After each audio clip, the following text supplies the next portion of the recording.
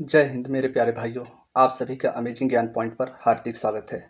आज के इस वीडियो में पॉलिटी के कुल 101 चुनिंदा प्रश्नों को शामिल किया गया है जो परीक्षा के हिसाब से बहुत ही इम्पॉर्टेंट है। दोस्तों, इस वीडियो को रिवीजन के तौर पर देखना है आपको। इसमें कितने क्वेश्चंस आपके सही होते हैं हमें कमेंट करके ज़रूर बताएं। तो चलिए दोस्तों, वीडियो को स्टार्ट करते हैं। आपसे आज का पहला प्रश्न पूछा जा रहा है, भारत में राष्ट्रपति अपना त्यागपत्र किसके समक्ष पेश करेंगे?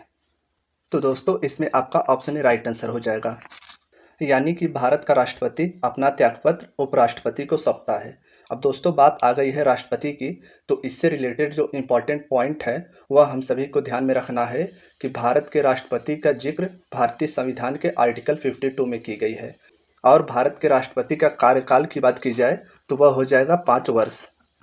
और अगर बात की जाए कि भारत में राष्ट्रपति कितनी बार बना जा सकता है, तो हमें यह ध्यान में रखना है कि भारत में एक व्यक्ति कितनी भी बार राष्ट्रपति बन सकता है। और दोस्तों, इसके साथ साथ राष्ट्रपति के निर्वाचन के लिए 50 प्रस्तावक व 50 अनुमोदक की जरूरत पड़ती है। और दोस्तों, अगर बात की जाए राष्ट्रपति के निर्वाचन की, तो राष्ट्रपति का निर्वाचन समानुपातिक प्रतिनिधित्व प्रणाली और एकल संक्रमणी मत पद्धति के द्वारा होती है। तो हमें यह सभी ध्यान में रखना है। नेक्स्ट क्वेश्चन है आपका, संविधान की किस अनुसूची में क्षेत्रीय 22 भाषाएं सम्मिलित की गई है? दोस्तों, बहुत ही महत्वपूर्ण क्वेश्चन है। इस क्वेश्चन में आप सभी से पूछा गया है कि भारतीय संविधान की ऐसी कौन सी अनुसूची है जिसमें 22 क्षेत्रीय भाषाओं को सम्मिलित किया गया है? तो मेरे प्यारे भाइयों, इसमें आपका ऑप्शन सी राइट आंसर हो जाएगा। तो हमें यह ध्यान में रखना है कि भारतीय संविधान की 8वीं अनुसूची में कुल मिलाकर 22 भाषाओं को सम्मिलित की गई है। और दोस्तों, अगर बात की जाए भाषाओं की, तो भारतीय संविधान के भाग 17 में अनुच्छेद 343 से लेकर अनुच्छेद 351 तक राजभाषा का उपबंध किया गया है। अगर आपसे पूछ लिया जाए कि प्रथम राजभाषा आयोग का गठन जो किया गया था वह वर्ष 1956 में वीजी खरे की अध्यक्षता में की गई थी, तो आप सभी ध्यान में रखना है। दोस्तों, हमारा नेक्स्ट क्वेश्चन है, भारतीय संविधान का निम्नलिखित में से कौन सा पक्ष यूएसए के संविधान के समान है?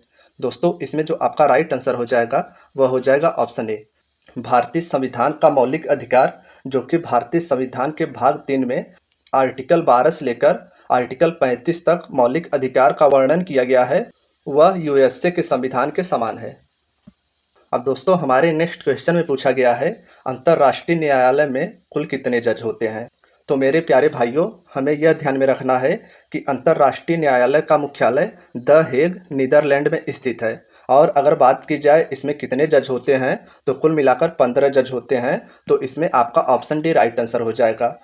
और इन जजों की कुल 9 वर्ष की ड्यूटी होती है। अब दोस्तों, हमारे अगले क्वेश्चन में हमसे पूछा गया है, भारतीय संविधान के किस संशोधन द्वारा प्रस्तावना में 2 शब्द समाजवादी और धर्मनिरपेक्ष शब्द जोड़े गए? दोस्तों, वेरी वेरी इंपॉर्टेंट क्वेश्चन है। तो हमें ध्यान में रखना है कि भारतीय संविधान के 42वें संविधान संशोधन के द्वारा भारतीय संविधान में समाजवादी और धर्मनिरपेक्ष शब्द जोड़े गए। और दोस्तों, अगर बात की जाए 42वें संविधान संशोधन की, तो हमारे संविधान में वर्ष 1976 में 42वां संविधान जोड़ा गया था और इसे ही भारत का लघु संविधान के रूप में भी जाना जाता है। और इसके साथ साथ आप सभी को यह भी ध्यान में रखना है कि लोकसभा और विधानसभा की अवधि 42वें संविधान संशोधन के द्वारा 6 वर्ष कर दी गई थी। अब दोस्तों, हमारा नेक्स्ट क्वेश्चन है, भारतीय संविधान को अपनाया गया?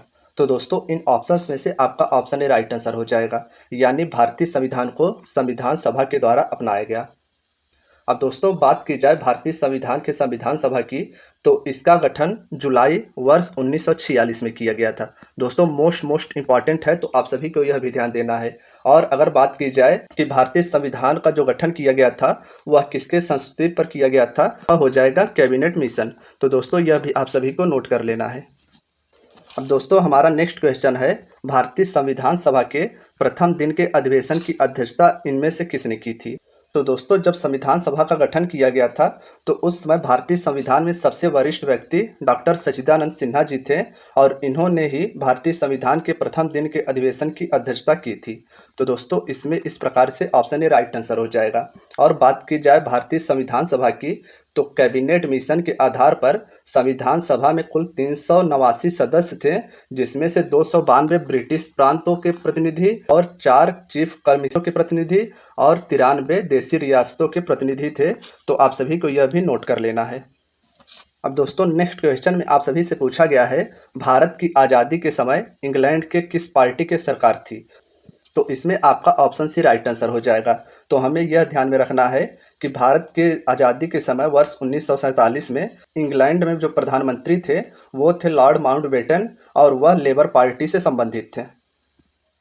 अब दोस्तों हमारे इस क्वेश्चन में पूछा गया है कि भारत के संविधान सभा किसके अनुसार गठित की गई थी? जैसा कि आप सभी को पहले ही बता दिया गया है कि भारतीय संविधान को कैबिनेट मिशन योजना के तहत गठित की गई थी। तो इसमें आपका ऑप्शन ए राइट आंसर हो जाएगा। दोस्तों हमारा नेक्स्ट क्वेश्चन है, महारानी विक्टोरिया को भारत की साम्राज्ञी नियुक्त किया गया था, तो वह कब किया गया था? तो इसे हमें ऐसे ध्यान में रखना है कि भारत की जो पहली स्वतंत्रता संग्राम लड़ाई लड़ी गई थी वह 1857 ईस्वी में लड़ी गई थी और उसी के उपरांत ब्रिटिश सरकार द्वारा ईस्ट इंडिया कंपनी से भारत का शासन लेकर अपने पास रख लिया गया। तो इसमें जो आपका राइट आंसर हो जाएगा वह हो जाएगा ऑप्शन सी, यानी महारानी विक्टोरिया को भारत की साम्राज्ञी 1858 ईस्वी में नियुक्त किया गया था। अब दोस्तों हमारे इस क्वेश्चन में पूछा गया है, मार्ले मिंटो सुधार बिल किस वर्ष पारित किया गया था? तो दोस्तों यह क्वेश्चन बहुत ही इम्पॉर्टेंट है। हमें यह ध्यान में रखना है इस क्वेश्चन को कि वर्ष 1909 ईस्वी में मार्ले मिंटो सुधार बिल पारित किया गया था। और अगर बात की जाए मार्ले मिंटो सुधार बिल की, तो पहली बार मुस्लिमों के लिए पृथक प्रतिनिधित्व का उपबंध इसी बिल के द्वारा किया गया था और मिंटो को सांप्रदायिक निर्वाचन के जनक के रूप में भी जाना जाता है। तो इसे भी आप सभी को ध्यान में रखना है। दोस्तों हमारा नेक्स्ट क्वेश्चन है, विश्व का सबसे बड़ा लिखित और सर्वाधिक व्यापक संविधान किस देश का है? तो इसमें आपका ऑप्शन सी राइट आंसर हो जाएगा, यानी हमारे प्यारे भारत का सबसे बड़ा लिखित और सर्वाधिक व्यापक संविधान है। तो दोस्तों यह हम सभी को ध्यान में रखना है। और दोस्तों अगर आप सभी को वीडियो पसंद आ रही हो तो वीडियो को एक बार लाइक कर दीजिए और अगर आप चैनल पर नए हैं तो चैनल को ज़रूर सब्सक्राइब कर लीजिए, क्योंकि मैं ऐसा वीडियो आप सभी के लिए लेकर आता रहूँगा। अब दोस्तों नेक्स्ट क्वेश्चन आप सभी से पूछा गया है, भारतीय संविधान का अभिभावक कौन है? तो इसमें आपका ऑप्शन डी राइट आंसर हो जाएगा। भारतीय संविधान के अभिभावक की बात की जाए तो वह भारत का राष्ट्रपति हो जाता है और भारत के राष्ट्रपति का वर्णन भारतीय संविधान के आर्टिकल 52 में की गई है। और अगर बात की जाए भारत के राष्ट्रपति का कार्यकाल तो वह हो जाएगा 5 वर्ष। दोस्तों हमारा नेक्स्ट क्वेश्चन है, भारतीय संविधान में संघवाद किस देश से लिया गया है? यानी इस क्वेश्चन में आप सभी से पूछा गया है कि भारतीय संविधान में सेंट्रलाइजेशन जो है वह किस देश से लिया गया है? तो दोस्तों इसमें आपका ऑप्शन भी राइट आंसर हो जाएगा, यानी भारतीय संविधान में संघवाद कनाडा देश से लिया गया है। अब दोस्तों अगर बात हो रही है कनाडा की, तो हम सभी को कनाडा के बारे में और जो महत्वपूर्ण चीज़ें कनाडा से ली गई हैं वह ध्यान में रखना है कि कनाडा से अवशिष्ट शक्तियाँ केंद्र के पास और संघ एवं राज्य के बीच शक्ति का विभाजन कनाडा से ही लिया गया है। अब दोस्तों हमारा अगला क्वेश्चन है, कानून के समान संरक्षण वाक्य कहाँ से लिया गया है? तो मेरे प्यारे भाइयों इसमें आपका ऑप्शन ए राइट आंसर हो जाएगा, यानी अमेरिका के संविधान से कानून के समान संरक्षण का वाक्य लिया गया है। दोस्तों अमेरिका से और जो महत्वपूर्ण चीज़ें ली गई हैं उनमें से प्रमुख हो जाएगा न्यायिक पुनरावलोकन और संविधान की सर्वोच्चता और न्यायपालिका की स्वतंत्रता। तो यह तीनों भी आप सभी को ध्यान में रखना है। अब हमारा अगला क्वेश्चन है, राज्य के नीति निर्देशक तत्व किस देश के संविधान के आधार पर निर्मित किए गए हैं?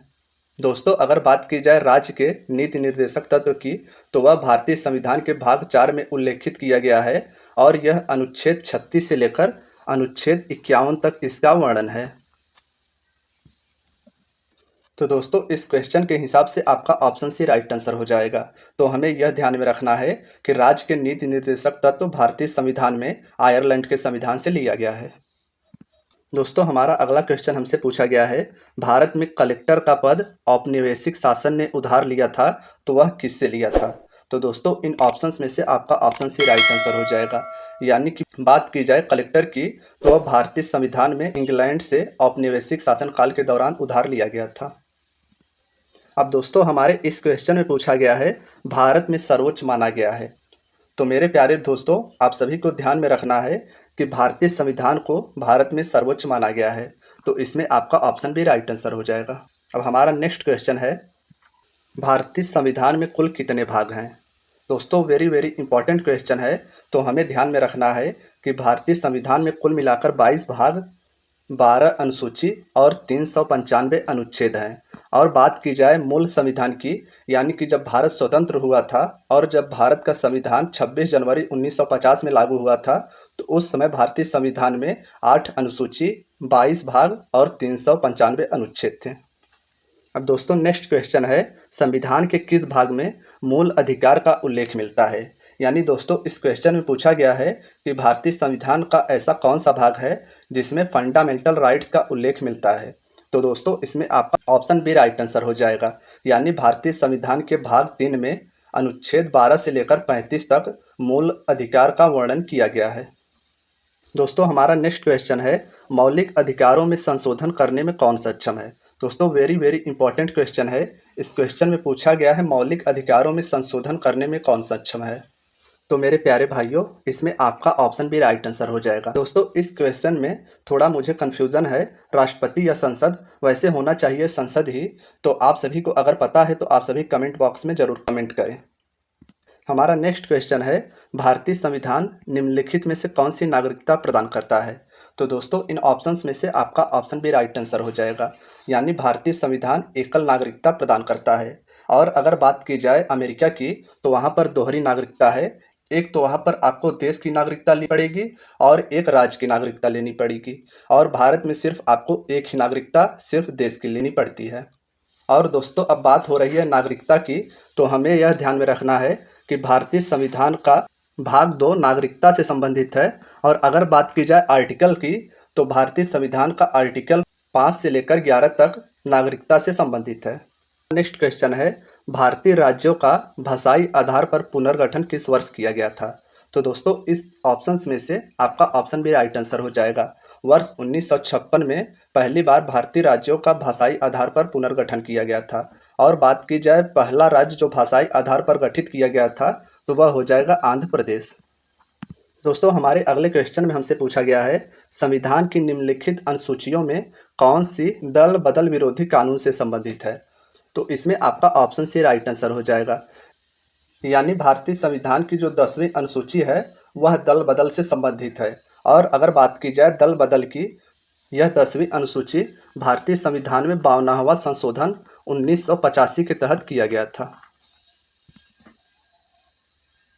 दोस्तों हमारे इस क्वेश्चन में पूछा गया है, संविधान के किस अनुच्छेद में संविधान के संशोधन की प्रक्रिया का उल्लेख है? तो इसमें आपका ऑप्शन डी राइट आंसर हो जाएगा। यानी भारतीय संविधान का आर्टिकल 368 भारतीय संविधान के संशोधन प्रक्रिया से संबंधित है। दोस्तों अगर बात की जाए भारतीय संविधान में संशोधन की, तो यह दक्षिण अफ्रीका के संविधान से लिया गया था। अब दोस्तों नेक्स्ट क्वेश्चन आप सभी से पूछा गया है, भारतीय संविधान के किस अनुच्छेद में राज्य सरकार को ग्राम पंचायत के संगठन का निर्देश देता है? तो मेरे प्यारे भाइयों, मेरे प्यारे बहनों, इसमें आपका ऑप्शन सी राइट आंसर हो जाएगा। यानी भारतीय संविधान का आर्टिकल 40 राज्य सरकार को ग्राम पंचायत के संगठन का निर्देश देता है। और अगर बात की जाए आर्टिकल 40 की, तो वह भारतीय संविधान के राज्य के नीति निर्देशक तत्व के तहत आता है। अब दोस्तों हमारे इस क्वेश्चन में पूछा गया है, 6 वर्ष की आयु से 14 वर्ष की आयु के बीच सभी बच्चों को शिक्षा का अधिकार क्या है? तो दोस्तों अगर बात की जाए शिक्षा के अधिकार की, तो 86वां संविधान संशोधन सन 2002 के द्वारा शिक्षा के अधिकार को मूल अधिकार के तहत जोड़ा गया। तो इसमें आपका ऑप्शन ए राइट आंसर हो जाएगा। और अगर बात की जाए शिक्षा के अधिकार की, तो यह भारतीय संविधान के आर्टिकल 21 के ए में मिलता है। अब दोस्तों हमारा जो अगला क्वेश्चन है वह बहुत ही महत्वपूर्ण है। इस क्वेश्चन में आप सभी से पूछा गया है, भारतीय संविधान में मूल कर्तव्य कब समाविष्ट किए गए? यानी क्वेश्चन में आप सभी से पूछा गया है मूल कर्तव्य को भारतीय संविधान में कब जोड़ा गया। दोस्तों बात की जाए मूल कर्तव्य या मौलिक कर्तव्य की, तो हमें यह ध्यान में रखना है कि यह सरदार स्वर्ण सिंह कमेटी की अनुशंसा पर रूस के संविधान से लिया गया। और यह भारतीय संविधान के भाग 4 के तहत अनुच्छेद 51 के क में वर्णन किया गया है। और यह 42वें संविधान संशोधन 1976 के तहत भारतीय संविधान में जोड़ा गया। दोस्तों नेक्स्ट क्वेश्चन है कि संसद को भंग करने के लिए कौन सक्षम है। तो दोस्तों इसमें आपका ऑप्शन भी राइट आंसर हो जाएगा, यानी संसद को भंग करने के लिए राष्ट्रपति सक्षम है। अब दोस्तों हमारा नेक्स्ट क्वेश्चन है कि निम्नलिखित में से कौन संसद का अनन्य भाग नहीं है। यानी इस क्वेश्चन में पूछा गया है कि भारतीय संसद का कौन सा भाग इन ऑप्शंस में से नहीं है। तो दोस्तों राष्ट्रपति भारतीय संसद का भाग हो जाएगा, लोकसभा हो जाएगा, राज्यसभा हो जाएगा, लेकिन उपराष्ट्रपति संसद का भाग नहीं है। तो इसमें आपका ऑप्शन ए राइट आंसर हो जाएगा। दोस्तों बात की जाए उपराष्ट्रपति की, तो भारतीय संविधान का आर्टिकल 63 उपराष्ट्रपति से संबंधित है। और अगर आपसे उपराष्ट्रपति का कार्यकाल पूछ लिया गया तो वह आप सभी को ध्यान में रखना है कि 5 वर्ष का होता है। दोस्तों एक बार आप सभी को और ध्यानपूर्वक देख लेना है कि संसद के भाग राष्ट्रपति, लोकसभा एवं राज्यसभा ये तीनों हैं। दोस्तों अब हमारा नेक्स्ट क्वेश्चन पूछा गया है, संसद के दोनों सदनों का सत्रावसान कौन करता है। यानी कि राज्यसभा तथा लोकसभा को सत्रावसान यानी सत्र की समाप्ति की घोषणा कौन करता है। तो दोस्तों इसमें आपका ऑप्शन सी राइट आंसर हो जाएगा। भारत का राष्ट्रपति संसद के दोनों सदनों का सत्रावसान करता है। अब दोस्तों हमारे नेक्स्ट क्वेश्चन पूछा गया है, भारतीय संविधान के अनुसार देश का प्रथम नागरिक कौन होता है। तो इसमें आपका ऑप्शन भी सही हो जाएगा, यानी भारत का प्रथम नागरिक भारत का राष्ट्रपति होता है। तो यह हम सभी को नोट कर लेना है। दोस्तों अगर बात की जाए राष्ट्रपति की, तो भारतीय संविधान का आर्टिकल 52 राष्ट्रपति से संबंधित है। अब दोस्तों हमारे इस क्वेश्चन में पूछा गया है, राष्ट्रपति का निर्वाचन किस प्रकार से होता है। दोस्तों इससे पहले मैं आप सभी को एक बार बता चुका हूं कि भारत के राष्ट्रपति का निर्वाचन समानुपातिक प्रतिनिधित्व प्रणाली और एकल संक्रमणी मत पद्धति के द्वारा होता है, जो कि अप्रत्यक्ष रूप से होता है। तो इसमें आपका ऑप्शन भी राइट आंसर हो जाएगा। नेक्स्ट क्वेश्चन आप सभी से पूछा गया है, वित्त बिल के लिए किसकी पूर्व स्वीकृति आवश्यक होती है। तो इसमें आपका ऑप्शन सी राइट आंसर हो जाएगा, यानी वित्त बिल के लिए राष्ट्रपति की पूर्व स्वीकृति आवश्यक होती है। और इसके साथ साथ हमें यह भी ध्यान में रखना है कि वार्षिक वित्तीय विवरण का उल्लेख भारतीय संविधान के आर्टिकल 112 में उल्लेखित किया गया है। अब दोस्तों हमारे इस क्वेश्चन में पूछा गया है, राष्ट्रपति का रिक्त स्थान भर लिया जाना चाहिए। तो हमारे ऑप्शंस में से ऑप्शन बी राइट आंसर हो जाएगा, यानी भारत के राष्ट्रपति का पद 6 माह के अंदर भर जाना चाहिए। अब दोस्तों हमारा नेक्स्ट क्वेश्चन पूछा गया है, लाभ के पद का निर्णय कौन करेगा। इन ऑप्शंस में से आपका ऑप्शन भी राइट आंसर हो जाएगा। बात की जाए केंद्र की, तो उसमें राष्ट्रपति लाभ के पद का निर्णय करेगा और राज्य में राज्यपाल लाभ के पद का निर्णय करेगा। दोस्तों अगर वीडियो पसंद आ रही हो तो वीडियो को एक बार लाइक अवश्य कर दीजिए। और हमारे अगले क्वेश्चन में हमसे पूछा गया है, भारत में राष्ट्रपति राज्यसभा के कितने सदस्यों को मनोनीत करता है। तो इसमें आपका ऑप्शन डी सही हो जाएगा, यानी भारत का राष्ट्रपति भारत में राज्यसभा में कुल मिलाकर 12 सदस्यों का चयन करता है। बात की जाए राज्यसभा की, तो राज्यसभा का कार्यकाल 6 वर्ष का होता है और इसमें कुल मिलाकर 245 सदस्य होते हैं। और अधिकतम की बात की जाए तो इसमें कुल 250 सदस्य हो सकते हैं। अब इस क्वेश्चन में आप सभी से पूछा गया है कि भारत के राष्ट्रपति के पास कौन सी वीटो शक्ति होती है। तो इसमें से आपका ऑप्शन डी राइट आंसर हो जाएगा, यानी कि भारत के राष्ट्रपति के पास निलंबित निषेध वीटो, पूर्ण निषेध वीटो एवं पॉकेट वीटो ये सभी होते हैं। दोस्तों बात की जाए अगर वीटो शक्ति की, तो भारत के राष्ट्रपति के पास यह समझ लीजिए कि उसके पास यह ब्रह्मास्त्र है और इसे वह जब चाहे तब उपयोग कर सकता है। किसी भी विधेयक के लिए या अन्य किसी कार्य के लिए वह वीटो शक्ति का प्रयोग कर सकता है। दोस्तों अब हमारा नेक्स्ट क्वेश्चन है, निम्नलिखित में से कौन भारत के राष्ट्रपति के चुनाव में भाग नहीं लेता है। तो मेरे प्यारे भाइयों, इसमें आपका ऑप्शन सी राइट आंसर हो जाएगा, यानी कि भारत के राष्ट्रपति के चुनाव में राज्यसभा का सदस्य, लोकसभा का सदस्य तथा विधानसभा का सदस्य ये तीनों भारत के राष्ट्रपति के चुनाव में भाग लेते हैं। यानी भारत के राष्ट्रपति के चुनाव में विधान परिषद के सदस्य भाग नहीं लेते हैं। दोस्तों अगर बात की जाए भारतीय संविधान में विधान परिषद का, तो भारतीय विधान परिषद का प्रावधान भारतीय संविधान के आर्टिकल 169 में बताया गया है। अब दोस्तों हमारा नेक्स्ट क्वेश्चन है, अविश्वास प्रस्ताव किस सदन में लाया जाता है। तो इसमें आपका ऑप्शन भी राइट आंसर हो जाएगा। हमें ध्यान में रखना है कि अविश्वास प्रस्ताव सर्वप्रथम लोकसभा में लाया जाता है। अब दोस्तों हमारे नेक्स्ट क्वेश्चन में पूछा गया है, लोकसभा सदस्य अपना त्यागपत्र किसको देता है।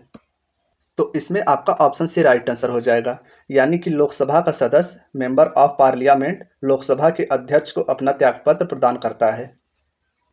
अब दोस्तों हमारे इस क्वेश्चन में पूछा गया है लोकसभा के लिए प्रथम आम चुनाव कब हुआ था, यानी कि लोकसभा का चुनाव प्रथम बार कब हुआ था। जैसा कि आप सभी को पता है कि भारत को वर्ष 1947 में आज़ादी मिली थी, तो उस समय भारत में जो सरकार बनी थी उसका चुनाव नहीं किया गया था। तो इस क्वेश्चन में आप सभी से पूछा गया है सभा के लिए प्रथम आम चुनाव कब हुआ था। तो मेरे प्यारे दोस्तों इसमें आपका ऑप्शन सी राइट आंसर हो जाएगा, यानी लोकसभा के लिए प्रथम आम चुनाव वर्ष 1952 में हुआ था। दोस्तों हमारा अगला क्वेश्चन उत्तर प्रदेश से संबंधित है। इस क्वेश्चन में पूछा गया है कौन सा राज्य सबसे अधिक प्रतिनिधि लोकसभा में भेजता है। तो आप में से ज़्यादातर को तो पता ही होगा, भारत में उत्तर प्रदेश सबसे अधिक 80 मेंबर ऑफ पार्लियामेंट को लोकसभा में भेजता है। तो इसमें आपका ऑप्शन भी राइट आंसर हो जाएगा। अब दोस्तों हमारा नेक्स्ट क्वेश्चन पूछा गया है लोकसभा में राज्यों को किस आधार पर सीटें आवंटित की जाती हैं। तो इसमें आपका ऑप्शन ए राइट आंसर हो जाएगा, यानी लोकसभा में राज्यों को जनसंख्या के आधार पर सीटें आवंटित की जाती है। दोस्तों अगर बात की जाए लोकसभा की, तो भारतीय संविधान के अनुच्छेद 81 में लोकसभा का वर्णन है। अब दोस्तों हमारे इस क्वेश्चन में पूछा गया है उपराष्ट्रपति को पद की अवधि कितने वर्ष की होती है। तो मेरे प्यारे भाइयों इसमें आपका ऑप्शन ए राइट आंसर हो जाएगा, यानी उपराष्ट्रपति के पद की अवधि कुल 5 वर्ष की होती है। और बात की जाए अगर राष्ट्रपति की, तो इसका उल्लेख भारतीय संविधान के आर्टिकल 63 में किया गया है। अब दोस्तों हमारे इस क्वेश्चन में पूछा गया है किस सदन में अध्यक्षता करने वाले अधिकारी उस सदन का सदस्य नहीं होता है। तो इसमें आपका ऑप्शन भी राइट आंसर हो जाएगा, यानी भारत का जो उपराष्ट्रपति होता है वह राज्यसभा की अध्यक्षता करता है, लेकिन वह राज्यसभा का सदस्य नहीं होता है। तो हमें यह ध्यान में रखना है। अब दोस्तों हमारे इस क्वेश्चन पूछा गया है किसी धन विधेयक के पारित होने में राज्यसभा अधिक से अधिक कितने दिन तक देरी कर सकता है। तो इसमें आपका ऑप्शन सी सही हो जाएगा, यानी अगर लोकसभा से धन विधेयक पारित हो गया है और राज्यसभा के पास पहुंचा दिया गया है, तो वह अधिक से अधिक 14 दिन तक इसे देरी कर सकता है। और अगर 14 दिन के बाद भी अगर कोई रिस्पांस नहीं आया तो इस विधेयक को पारित मान लिया जाएगा। अब दोस्तों हमारे अगले क्वेश्चन में पूछा गया है भारत में किसकी स्वीकृति के बिना कोई भी सरकारी खर्चा नहीं किया जाता है।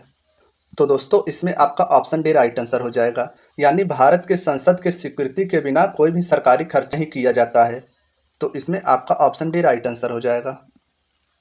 अब दोस्तों हमारे अगले क्वेश्चन में पूछा गया है भारत के प्रथम उपराष्ट्रपति थे। तो इसमें आपका ऑप्शन भी राइट आंसर हो जाएगा, भारत के प्रथम उपराष्ट्रपति डॉक्टर एस राधाकृष्णन जी थे। और दोस्तों आप सभी को कमेंट बॉक्स में बताना है कि भारत के पहले वित्त मंत्री और भारत के पहले रक्षा मंत्री कौन थे। अब हम अपने नेक्स्ट क्वेश्चन पर चलते हैं। इस क्वेश्चन में पूछा गया है भारतीय संविधान के किस अनुच्छेद में प्रेस की स्वतंत्रता दी गई है। दोस्तों भारतीय संविधान के आर्टिकल 19 के 1 के तहत मौलिक कर्तव्य के अंतर्गत प्रेस की स्वतंत्रता दी गई है। तो इसमें आपका ऑप्शन सी राइट आंसर हो जाएगा। अब हमारा अगला क्वेश्चन पूछा गया है नए राज्य के गठन अथवा सीमा में परिवर्तन करने का अधिकार किसके पास है। तो इसमें आपका ऑप्शन भी राइट आंसर हो जाएगा, यानी नए राज्य के गठन तथा सीमा में परिवर्तन करने का अधिकार भारतीय संसद के पास है। और अगर बात की जाए भारतीय संसद की, तो इसका उल्लेख भारतीय संविधान के 79 आर्टिकल में की गई है। और राज्यसभा की बात की जाए तो वह आर्टिकल 80 में की गई है। और लोकसभा भारतीय संविधान के आर्टिकल 81 में बताया गया है। अब दोस्तों हमारा नेक्स्ट क्वेश्चन जो है वह वेरी इंपॉर्टेंट है। इस क्वेश्चन में भारतीय संविधान की अस्पृश्यता उन्मूलन से संबंधित अनुच्छेद कौन सा है यह पूछा गया है। तो दोस्तों हमें यह ध्यान में रखना है जो कि मौलिक अधिकार का वर्णन भारतीय संविधान के आर्टिकल 12 से लेकर 35 तक किया गया है, उसके अनुच्छेद 17 में अस्पृश्यता उन्मूलन का उल्लेख किया गया है। अब दोस्तों हमारा नेक्स्ट क्वेश्चन है निम्नलिखित में से किस तरह से भारतीय नागरिकता प्रदान की जा सकती है। तो इसमें आपका ऑप्शन डी राइट आंसर हो जाएगा, यानी भारतीय नागरिकता जन्म से, पंजीकरण से, वंशानुगत इन तीनों प्रकार से प्राप्त की जा सकती है। दोस्तों बात की जाए नागरिकता की, तो भारतीय संविधान में भाग 2 में नागरिकता का प्रावधान किया गया है और आर्टिकल 5 से लेकर 11 तक भारतीय नागरिकता का वर्णन किया गया है। अब हमारा नेक्स्ट क्वेश्चन है, मौलिक अधिकारों के बारे में सुनवाई करने का अधिकार निम्न में से किसको प्रदान किया गया है। यानी कि दोस्तों क्वेश्चन पूछा गया है, फंडामेंटल के बारे में सुनवाई करने का अधिकार निम्न ऑप्शंस में से किसके पास है। तो इसमें आपका ऑप्शन भी राइट आंसर हो जाएगा। भारत के सुप्रीम कोर्ट के पास मौलिक अधिकारों के बारे में सुनवाई करने का अधिकार है। दोस्तों अगर बात की जाए सर्वोच्च न्यायालय यानी सुप्रीम कोर्ट के बारे में, तो इसे भारतीय संविधान के आर्टिकल 124 में बताया गया है। अब दोस्तों हमारा जो अगला क्वेश्चन है वह आप सभी के एग्जाम के लिए बहुत ही महत्वपूर्ण है। इस क्वेश्चन में पूछा गया है, धार्मिक स्वतंत्रता का अधिकार भारतीय संविधान के किस आर्टिकल में बताया गया है। तो दोस्तों भारतीय संविधान के मौलिक अधिकार के अंतर्गत आर्टिकल 25 में धार्मिक स्वतंत्रता का अधिकार बताया गया है। तो इसमें आपका ऑप्शन भी राइट आंसर हो जाएगा। अब हमारा नेक्स्ट क्वेश्चन है, भारतीय संघ का मंत्रिपरिषद सामूहिक रूप से किसके प्रति जिम्मेदार होता है। तो इसमें आपका ऑप्शन भी राइट आंसर हो जाएगा। यानी भारत का जो संघ होता है और उसका मंत्रिपरिषद वह सामूहिक रूप से लोकसभा के प्रति जिम्मेदार होता है। दोस्तों हमारे अगले क्वेश्चन में यह पूछा गया है, प्रधानमंत्री की नियुक्ति राष्ट्रपति करता है, यह किस अनुच्छेद में वर्णित है। तो दोस्तों जैसा कि प्रश्न में बताया गया है कि प्रधानमंत्री की नियुक्ति राष्ट्रपति करता है, तो यह किस अनुच्छेद में वर्णित है। तो मेरे प्यारे भाइयों, मेरे प्यारे बहनों, इसमें आपका ऑप्शन सी राइट आंसर हो जाएगा। तो भारतीय संविधान के अनुच्छेद 75 में प्रधानमंत्री की नियुक्ति का वर्णन किया गया है। दोस्तों हमारे इस क्वेश्चन पूछा गया है, मंत्रिपरिषद में कितने स्तर के मंत्री होते हैं। दोस्तों मंत्रिपरिषद के बारे में हम अगले क्वेश्चन जानेंगे। इस क्वेश्चन में हमें यह ध्यान में रखना है कि मंत्रिपरिषद में कुल मिलाकर तीन प्रकार के मंत्री होते हैं। दोस्तों हमारा क्वेश्चन आ गया है, इस क्वेश्चन में पूछा गया है, मंत्रिपरिषद में निम्नलिखित में से कौन सा शामिल नहीं है। तो दोस्तों हमें ध्यान में रखना है कि कैबिनेट मंत्री, उप मंत्री, राज्य मंत्री, ये 3 प्रकार के मंत्री होते हैं, लेकिन संसदीय सचिव मंत्रिपरिषद का भाग नहीं है। तो इसमें आपका ऑप्शन भी राइट आंसर हो जाएगा।